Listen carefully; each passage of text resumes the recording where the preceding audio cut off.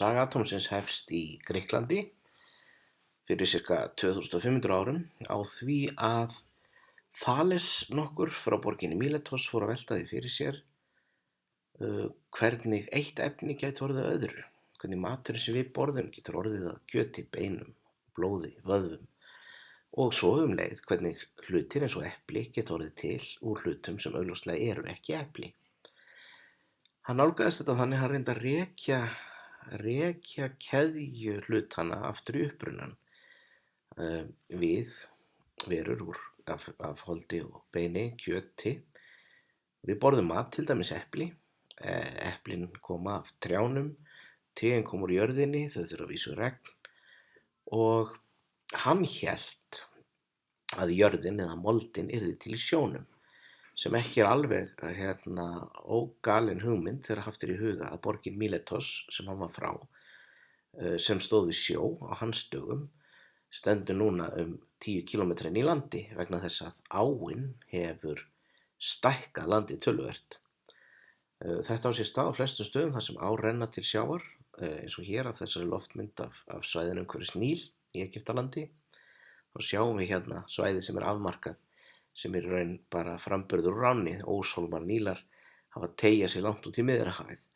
Og Þales hafði áttað sig á þessu, hann hafði áttað sig á því að nýtt land virðist verða til í ánum eða umhverfis árnar og dróð þá ályktun að moldin sem trén vaxi upp úr yrði á einhvern hátt til í vatni og ekki bara það. Hann taldi að vatn væri frumefni eða arke allra hluta, að allir hlutir í veröldinni væru á einn eða annan hátt einhver mynd af vatni eða upprunaleg mynd efnisins í öllum hlutum væri vatn. Þessi hugmynd arke, frumefni, átti eftir að vera mjög lífseig. Þetta er hugmynd sem að lifði mjög lengi í einhverri mynd. Lærisveinn Þalesar reyndar taldi að vatn væri ein mynd af lofti, að loft gæti orðið að vatni, þannig að loft væri arke heimsins, en lengst af lifði þessi hugmynd sem hugmyndin 4 grundvallar frumefni sem allir hlutir væru gerðir úr. En á ákveðnum tímapunkti í þessari sögu þá kom fram allt annars konar hugmynd hjá manni sem kallaðist Demókrítos. Og raunar Demókrítos var ekki höfundur hugmyndarinnar, en hann er sá sem þróaði hana lengst. Þessi hugmynd kemur fram og er oft kennd við hann. Hann hefur verið kallaður heimspekingurinn hlæjandi og hann trúði því og hélt því fram að allt efni við værum að horfa í vitlausa átt þegar við erum að velta fyrir okkur hvort efni sé úr vatni eða lofti eða einhver öðru einstöku frumefni. Heldur taldi hann að efni væri í kjarna sínum búið til úr litlum eindum, litlum bútum af efni sem ekki væri hægt að skera í sundur. Og þetta kallaði hann atómos eða ódeili, eitthvað óskiptanlegt. Hvaðan kemur þessi hugmynd atómos, sem í raun er hugmyndin atóm eða frumeindir? Jú, þetta er heimspekileg hugmynd. Hann er að bregðast við vandræðum sem heimspekin hafði lent í vegna þverstæðu sem heimspekingurinn Xenon hafði sett fram í mörgum myndum. Þverstæða er það þegar maður hefur 2 eða fleiri fullyrðingar og manni sýnist að þær séu allar sannar, en maður áttar sig samt á því að þær geta varla verið sannar á sama tíma. Það er að segja, það er eitthvað innbyrðis sem stangast á. Og hér ætlum við að reyna að útskýra eina þverstæðum Xenon sem Demókrítos í raun og veru að leysa. Það vita allir að það er ekkert mál að labba stutta vegalengd út úr herbergi fyrir kallinn hérna að fánanum eða svona einhverja vegalengd. Það er hægt að fara frá A til B.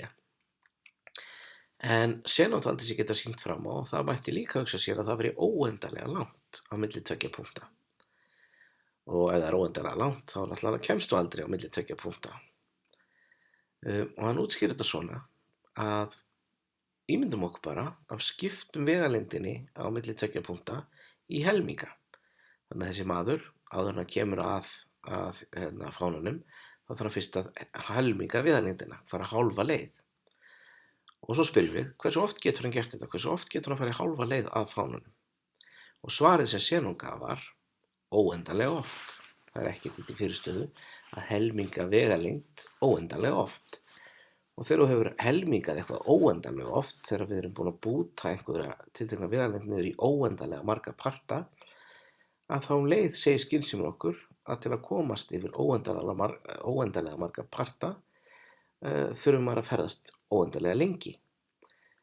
Þannig að Zenon taldi og sýndi með mörgum dæmum, ekki bara þessu, að það megi skipta öllum heiminum niður í óendanlega marga hluta. Demokrítos segir nei, það er ekki hægt að skipta brauði til dæmis í óendanlega marga parta, því á endanum ertu bara með eitt brauð atóm. Og þegar þú ert komin með eitt brauð atóm, eða þegar þú ert komin að þeim stað í herbygginu sem er bara eitt atóm milli þín og Marxins, þá er ekki hægt að skipta því í tvennt. Aristóteles, sem var nú svona stærsti öflugasti vísindamaður fornaldar, að hann tók þessa kenningu til skoðunar og fannst hún nokkuð svona flott, en benti á að það veri ekkert sem sannaði þetta, og taldi reyndar að í staðinn að það sem væri líklegasta skýring á eðli alheimsins væri að hann væri gerður úr 4 frumefnum: vatni, lofti, eldi og jörð. Og svo væru allir hlutir einhvers konar blanda af þessum efnum. Heitir hlutir væru blanda af eldi og lofti, og kaldir hlutir að blanda af vatni og jörð, og svo framvegis og framvegis. Og þessi kenning Aristóteles átti eftir að lifa í meira en 2000 ár sem grundvallarkenningin frumefni heimsins. Það er ekki fyrir bara tiltölulega nýlega í sögulegum skilningi sem atómkenningin er endurvakin af John Dalton.